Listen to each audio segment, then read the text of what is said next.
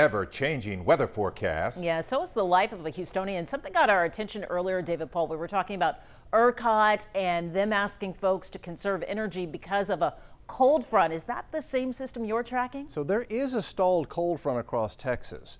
And I saw that breaking news y'all had just a moment ago about ERCOT going into, I think you said, emergency conditions. They're not expecting rolling blackouts or anything, or at least that's what their statement said.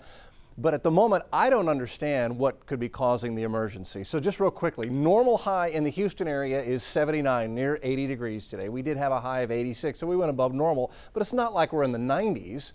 And as we look at current temperatures right now across the state, okay, Houston 84, Victoria 84, San Antonio 83, Austin 81. This is nothing out of what we get sometimes on April afternoons. Now it is cool in West Texas, Midland 58, Lubbock 65.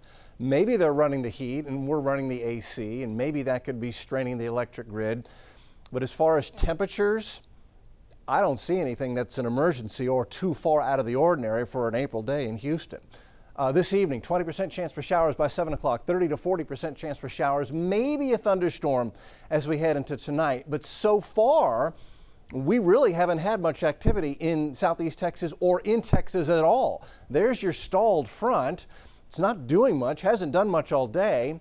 We've got a little thunderstorm north of Lufkin, that's it. A couple of scattered showers in West Texas near Wichita Falls. See the showers here in northern Mexico? So there is a little piece of energy that's going to ride the jet stream winds along that front tonight, and that may kick off a few scattered showers, maybe a thunderstorm tonight as the flow remains zonal, and in that flow you've got little pieces of energy that come through. So here's our latest computer model update on the radar. FUTURETRACK, 8 o'clock tonight, maybe a few scattered showers, but the computers are not overly aggressive with rain this evening or overnight. This is 2 a.m.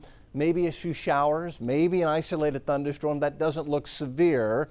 Again, Mother Nature always ends up revealing herself to us, so we could end up seeing a strong thunderstorm, but at the moment the model's not overly aggressive until we get into 6 o'clock tomorrow morning, and then we could see a stronger storm, especially in our north and east counties.